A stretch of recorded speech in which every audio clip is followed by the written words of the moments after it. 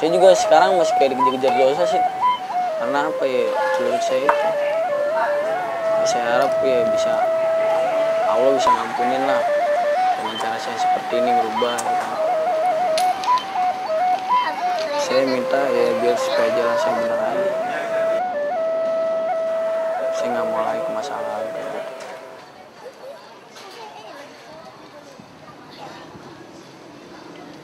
Masa lalu yang kelam bagi Andri adalah cermin. Kebebasan yang baru saja diperolehnya merupakan hal yang sangat didambakannya. 1,5 tahun sudah ia lewatkan di balik jeruji. Waktu yang demikian panjang untuk menepis kerinduan, berkumpul kembali bersama keluarganya.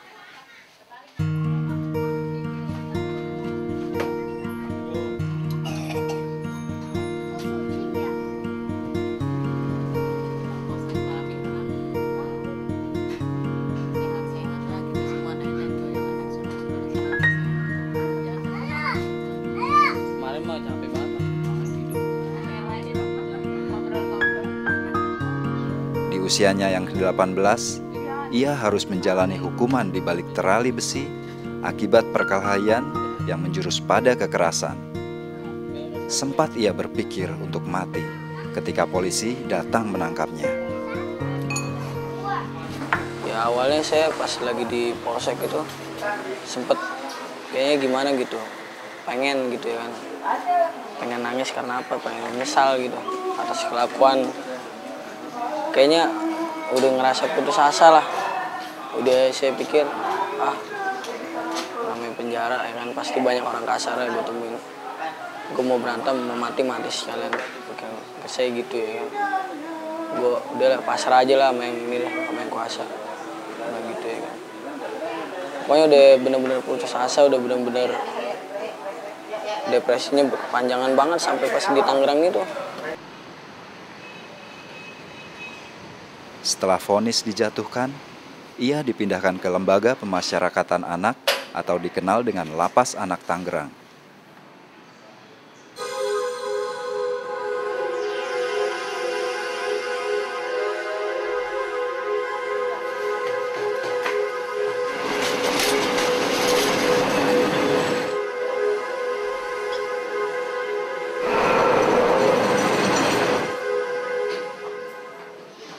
Ternyata hidup di dalam tembok penjara tidaklah seseram yang dibayangkannya semula.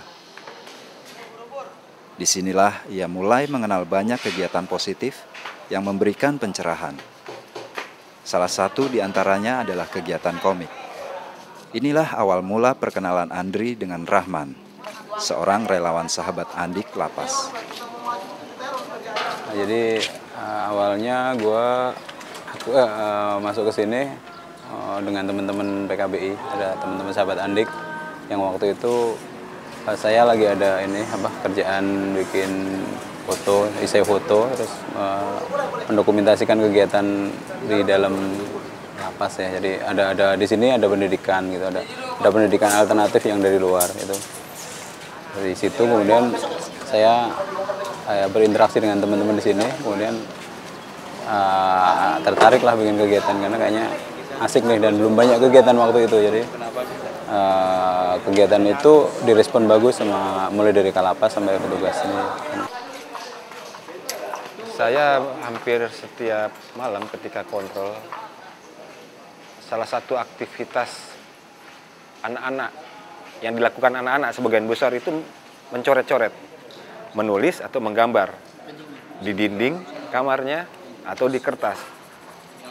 Dan ketika komunitas komik ini dibuka, itu antusiasme dari anak-anak bukan main. Nah, kita harapkan dengan bisa mengekspresikan apa yang dirasakan, apa yang dialami dan sebagainya di dalam komik itu, minimal sudah mengurangi beban psikologis mereka. Dan syukur kalau dari hasil membuat komik dan dia benar-benar berbakat, bisa jadi komikus-komikus yang handal.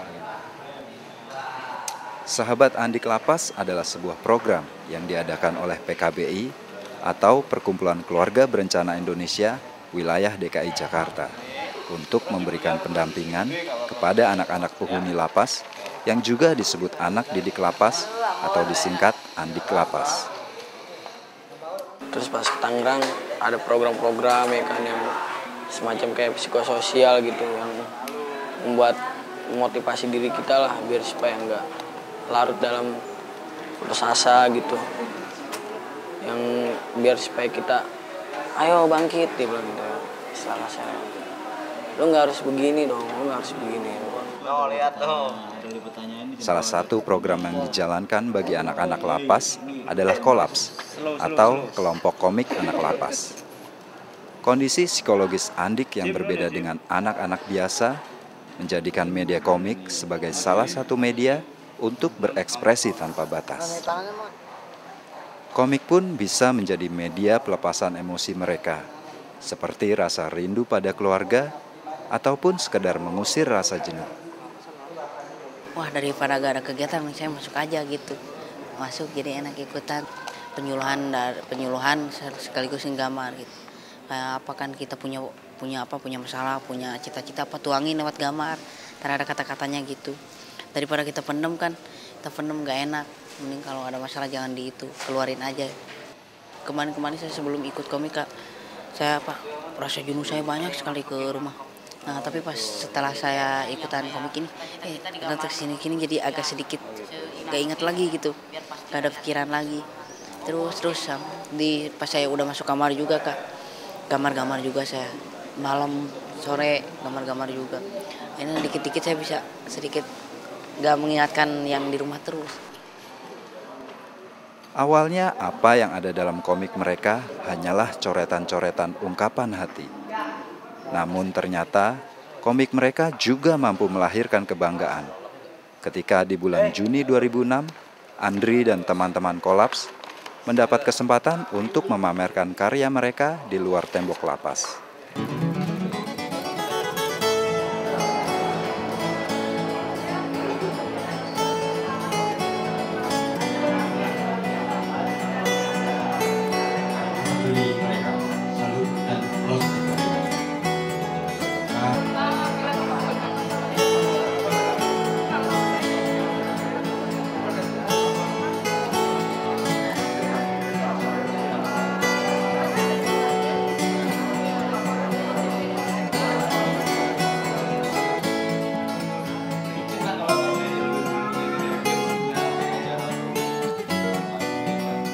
Kedekatan emosional yang terbangun antara Rahman dan Bogel, panggilan akrab Andri di lapas, terus berlanjut.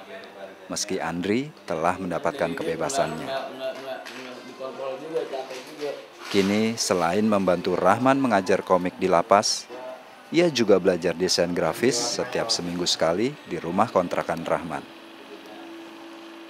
Mereka di waktu yang lalu pernah ikut di komik dan di sekarang itu di saat mereka bebas mereka bisa bikin sesuatu lagi di dalam ya bangga lah ya. Dan apalagi kan saya nggak bisa terus kan, mungkin bisa jadi suatu saat Bugel yang ganti gitu kan, dan itu akan lebih kelihatan manfaatnya karena ya kan ada regenerasi dari mereka sendiri gitu. Setelah lama terkurung di balik tembok lapas, kini Andri harus beradaptasi dengan lingkungan luar. Lingkungan yang mungkin mencapnya sebagai bekas orang hukuman. Kepercayaan, dukungan orang terdekat, serta kegiatan positif yang dijalani, seolah jadi kesejukan yang memulihkan rasa percaya diri Andri. Ketika mereka mendengar istilah penjara, kesannya kan pasti sesuatu yang menakutkan, yang menyeramkan. Terhadap anak-anak juga demikian. Mereka adalah orang jahat yang harus dijauhkan dan sebagainya. Padahal kan mereka juga manusia biasa. Kalau masyarakat tidak mau menerima kembali mereka sebagai anggota masyarakatnya, ya bagaimana dia bisa hidup? Karena sebagian besar dari mereka pada dasarnya adalah orang yang baik-baik. Kasihani boleh ya, tapi tetap ada porsi bahwa mereka itu salah gitu ya. Dan mereka menjalani hukuman di situ. Dan meskipun bisa jadi kesalahan itu bukan dari mereka, pure dari mereka, tapi terbentuk dari lingkungannya, tetap mereka ya harus menjalani hukumannya. Dan ketika menjalani itu tetap ada orang yang peduli ke mereka. memberikan area untuk dia mengekspresikan perasaannya. Manusia memang tak pernah lepas dari kesalahan. Tapi manusia juga diberi kemampuan untuk bisa membenahi diri dari kesalahan.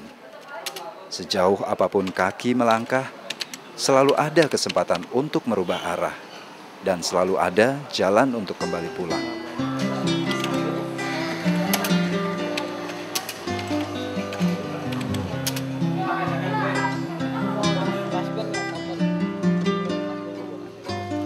Harapan saya ke depan gitu. Yang intinya saya pengen lakuin ke depan ya, saya mau nerusin cita-cita saya, Mbak. Saya pengen banget, Mbak, ngembangin bakat saya.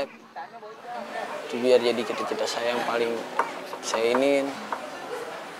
Kedua, saya ngeliat anak-anak juga kayaknya bukan di penjara aja gitu, di jalanan kayak gini lah.